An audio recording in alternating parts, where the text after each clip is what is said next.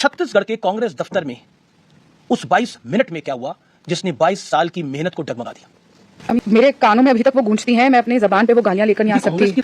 तो उस आदमी ने ऐसे इशारा किया और वो दो आदमी जो और थे उन्होंने अंदर से दरवाजा बंद कर लिया। जिसे कहते हैं ना, जो हमारे शीर्ष नेतृत्व करते हैं वही उसका पालन वो करे। जैसे राहुल जी, प्रियंका जी से आप बात नहीं कर सकते, आपको पीए से बात करनी है, वैसे ही सचिन जी से आप बात नहीं कर सकते। घर के बाहर जय श्री राम का ध्वज भी लगा दिया जो मैं वहीं अयोध्या से लेकर आई थी। उसके बाद से जब मैंने फोटो शेयर करी, हर जगह डाली, तो उसके बाद से एक बहुत गुस्सा सा मेरी पार्टी में कहा जाता था तुम बहुत हिंदू हिंदू करती हो, कम बोला करो। लगातार मुझे फोन पे फोन किए कि मैडम आप कौन सा ब्रांड पियेंगी, आपके कमरे में हम लेकर आ जाते हैं।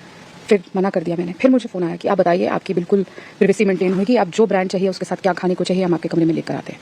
मैंने मना कर दिया। आपको शराब पीने के लिए बोला? जी, मैंने मना किया। उसके बाद वो मेरे कमरे पे आके ठक ठक भी किए। हमें बोला कि एक नैरेटिव सेट करना है और बार बार लगातार मीडिया में ये बोल रहा है कि भारतीय जनता पार्टी संविधान बदलने जा रही है, भारतीय जनता पार्टी आरक्षण के खिलाफ है, भारतीय जनता पार्टी महिलाओं के खिलाफ है। ये 3 नैरेटिव हमें बोला कि हमने डिबेट को हर बार इस मुद्दे पे ले। आप सभी का मेरे YouTube चैनल पर एक बार फिर स्वागत है। एक और मजेदार वीडियो आपके सामने प्रस्तुत करने जा रहा हूं।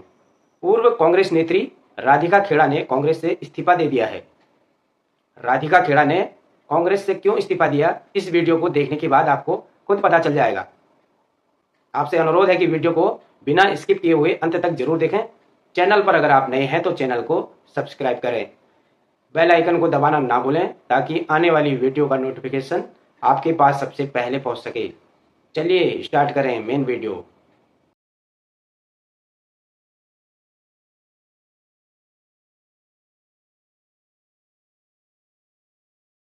राधिका जी, 22 साल आपने जिस पार्टी में पसीना बहाया, 22 साल जिस पार्टी की आप आवाज बनी, 22 साल जिस पार्टी के लिए आपने सब कुछ कहा, सब कुछ सुना, सब कुछ सहा तक, लेकिन छत्तीसगढ़ के कांग्रेस दफ्तर में उस 22 मिनट में क्या हुआ जिसने 22 साल की मेहनत को डगमगा दिया। अमीश जी, मैं 17 साल की थी जब मैंने इस पार्टी को ज्वाइन किया और 17 साल से 40 साल की उम्र तक मैंने अपनी ज़िंदगी में और कुछ नहीं किया, ना कहीं नौकरी करी, ना कोई और काम किया। 24 घंटे सिर्फ पार्टी का काम किया। मुझे और कोई चीज़ करनी भी नहीं आती। और लगातार जहाँ जहाँ पार्टी मुझे भेजती थी, चाहे गुजरात था, मेघालय था, चाहे कर्नाटक था, जिस भी स्टेट में, पंजाब, हरियाणा, मैं हमेशा पूरी निष्ठा से काम करती थी। जो पार्टी की लाइन होती थी उसके कभी मैं विरुद्ध नहीं गई। एक वक्त आया जब मेरे घर में एक बहुत बड़ा हादसा हुआ। मेरी नानी की डेथ हो गई और वो बहुत बड़ी राम भक्त थी। जब राम लल्ला को टेंट में रखा हुआ था वो तब भी दर्शन करके आई थी और ये उनकी आखिरी ख्वाहिश थी कि राम जी के दर्शन करना।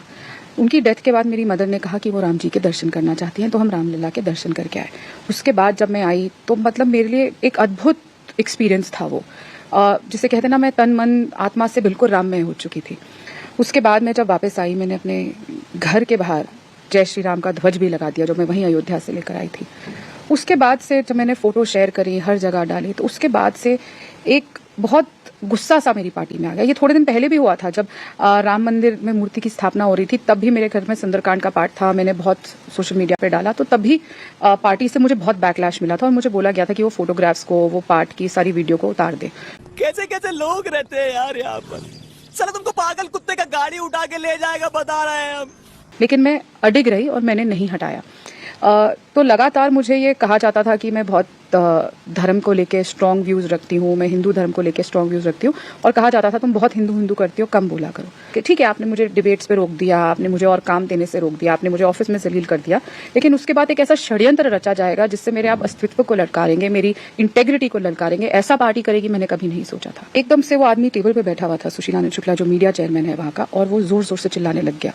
इसे करते करते उसने गंदी गंदी गालियां देनी शुरू करी। ऐसी ऐसी गालियां अमीश जी मैंने कभी किसी को नहीं देते हुए सुना। मतलब मेरे कानों में अभी तक वो गूंजती हैं, मैं अपनी जबान पे वो गालियां लेकर नहीं आ सकती। कांग्रेस के दफ्तर के अंदर कांग्रेस की राष्ट्रीय पदाधिकारी को कांग्रेस का एक पदाधिकारी गाली दे रहा है, और एक बार नहीं, मतलब कई बार, और ये पहले भी हो चुका है, उस पर भी आऊंगी मैं। ये तो अभी रिसेंट वाला इंसिडेंट है। बोली, मैंने कहा देखिए, मैं आपकी प्रभारी हूँ, मैं एक महिला हूँ, आप मुझसे ऐसे बात नहीं कर सकते, मैं एक AICC ऑफिस बेरर हूँ।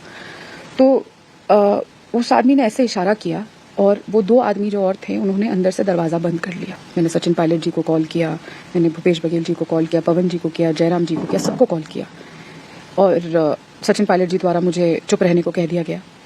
मतलब चुप रहो इस बात पे। देखिए, सचिन पायलट जी कभी फोन नहीं उठाते हैं, वो खुद बतौर प्रभारी कभी आते भी नहीं है। जो एक जिसे कहते हैं ना, जो हमारे शीर्ष नेतृत्व करते हैं वही उसका पालन वो करे। जैसे राहुल जी, प्रियंका जी से आप बात नहीं कर सकते, आपको पीए से बात करनी है, वैसे ही सचिन जी से आप बात नहीं कर सकते। यही नहीं, अभी और सुनिए। तो मैं आपको एक और बात बताती हूँ।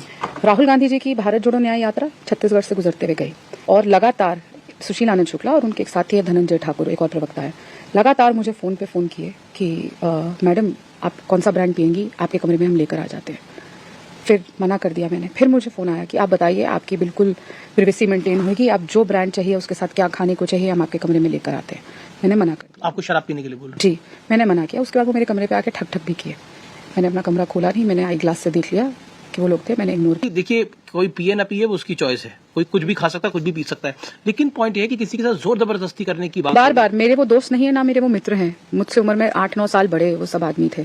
जब मैंने प्रियंका जी को कॉल किए, राहुल जी, प्रियंका जी, सबके किए, तो कोई रिस्पांस नहीं आया। जो और देखिए, जो पार्टी मुझे कहती रही मैं करती रही। हमें बोला कि एक नैरेटिव सेट करना है और बार बार लगातार मीडिया में ये बोल रहा है कि भारतीय जनता पार्टी संविधान बदलने जा रही है, भारतीय जनता पार्टी आरक्षण के खिलाफ है, भारतीय जनता पार्टी महिलाओं के खिलाफ है। ये 3 नैरेटिव हमें बोला कि हमने डिबेट को हर बार इस मुद्दे पे लेकर आना है। जब आप अपनी पार्टी के पदाधिकारियों को कहते हैं कि आप ऑरेंज कपड़े पहन रहे हैं तो आप बीजेपी में हैं, आप हिंदू थे।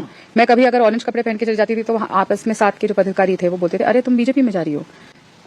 कांग्रेस पार्टी ने अपने मैनिफेस्टो में महिला न्याय की बात करी है, 5 न्याय में से महिला न्याय। मैं आपके सामने बैठी हूँ, न्याय की गुहार कर रही हूँ। आज तक न्याय नहीं हुआ, न्याय के रास्ते में भी नहीं चल रहे हैं और मुझ पर इल्जाम लगाए जा रहे हैं कि सोशल मीडिया पे और हर जगह मुझे बोला जा रहा है कि मैं ये बोली थी कि मुझे राम मंदिर जाने के लिए नहीं टोका। आप अपना ध्यान रखिए और आप बहुत मजबूती से अपनी लड़ाई को लड़ रही हैं और आगे भी लड़ेंगी। आपको बहुत बहुत मजबूती ईश्वर दे। आप हमारे पॉडकास्ट में आई, आपके लिए आपका बहुत बहुत धन्यवाद। Thank you so much. तो कैसी लगी आज की ये वीडियो कमेंट करके जरूर बताएं। मिलते हैं अगली वीडियो में, तब तक जय श्री राम।